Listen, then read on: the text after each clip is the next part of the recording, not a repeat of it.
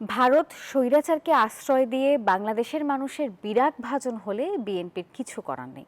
BBC বাংলাকে দেয়া এক সাক্ষাৎকারের দ্বিতীয় অংশে এমন মন্তব্য করেছেন বিএনপি ভারপ্রাপ্ত চেয়ারম্যান তারেক রহমান। তিনি বলেছেন, কূটনীতিতে বিএনপির মূলনীতি হলো সবার আগে বাংলাদেশ। পানির হিস্সা, সীমান্ত হত্যা বন্ধ সহ বাংলাদেশের স্বার্থই দেখবে বিএনপি। প্রধান উপদেষ্টা নির্বাচনী রোডম্যাপ ঘোষণার পর থেকেই সন্দেহ কেটেছে বলেও মন্তব্য করেন বিএনপির ভারপ্রাপ্ত চেয়ারম্যান। আন্দোলনে উত্তাল ২৪-এর ৫ আগস্ট। জনস্রোত গণভবনে পৌঁছানোর আগেই ছোট বোন শেখ রেহেনাকে নিয়ে বেলা ২:৩০টায় একটি সামরিক হেলিকপ্টারে করে ভারতে পালিয়ে যান স্বৈরাশাসক শেখ হাসিনা, যিনি কয়েকদিন আগেই বলেছিলেন শেখ হাসিনা কখনো পালায় না। শেখ হাসিনা পালিয়ে গেছে, শেখ হাসিনা নাই, শেখ হাসিনা চলে গেছে, শেখ হাসিনা পালায় না। সেখানে থেকে বিভিন্ন সময় হুমকি ধামকির কারণে বরফ শীতল হয়ে থাকে ঢাকা দিল্লির সম্পর্ক। এসব ঘটনায় গত এক বছরে দুই দেশের মধ্যে উত্তাপ বাড়লেও গলেনি সম্পর্কের বরফ। ভারত স্বৈরাচারকে আশ্রয় দিয়ে বাংলাদেশের মানুষের বিরাগভাজন হলে বিএনপির কিছু করার নেই বলে মন্তব্য করেছেন দলটির ভারপ্রাপ্ত চেয়ারম্যান তারেক রহমান।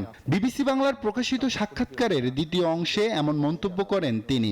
আলোচনায় উঠে আসে ভারত বাংলাদেশের বর্তমান সম্পর্ক নিয়ে। তারা যদি স্বৈরাচারকে সেখানে আশ্রয় দিয়ে বাংলাদেশের মানুষের বিরাগ ভাজন হয়, সেখানে তো আমাদের কিছু করার নেই। লন্ডনে প্রধান উপদেষ্টা ডক্টর মোহাম্মদ ইউনূস তারেক রহমান বৈঠক প্রসঙ্গ উঠে আসে ওই সাক্ষাৎকারে। অন্তর্বর্তী সরকারের সাথে বিএনপির সম্পর্ক কেমন, এমন প্রশ্নের উত্তরও দেন তারেক রহমান। দেশের মানুষকে নিয়ে, দেশের জনগণকে নিয়ে, দেশকে নিয়ে আমরা যদি সুযোগ পাই, জনগণ আমাদেরকে যদি সেই সুযোগ দেন, তাহলে আমরা কি কি বিষয়, কি কি পদক্ষেপ গ্রহণ করব, সেই বিষয়গুলো নিয়ে কিছু কিছু আলোচনা হয়েছে। 1-11 সরকার ও আওয়ামী লীগের শাসনামলের সমালোচনা করেন বিএনপির ভারপ্রাপ্ত চেয়ারম্যান। বলেন, 1-11 সরকার সবকিছু গুড়িয়ে দিয়ে দেশকে অন্ধকারের দিকে ঠেলে দিতে চেয়েছিল। ১-১১ সরকার তো একটি উদ্দেশ্য প্রণোদিত, অসৎ উদ্দেশ্য প্রণোদিত একটি সরকার ছিল। তারেক রহমান আরো বলেন, বিএনপি বহুদলীয় গণতন্ত্র প্রতিষ্ঠা করেছে বাংলাদেশে। বিএনপি জনগণের ভালোবাসা ও সমর্থন পেলে ভালো কিছু করার চেষ্টা করবে। গুম নির্যাতন নয়, এক নতুন বাংলাদেশ গড়ে তুলতে সবার সহযোগিতা চান বিএনপির ভারপ্রাপ্ত চেয়ারম্যান। অপপ্রচারকে তো অবশ্যই। আব্দুল্লাহ মামুন, নিউজ 24, ঢাকা।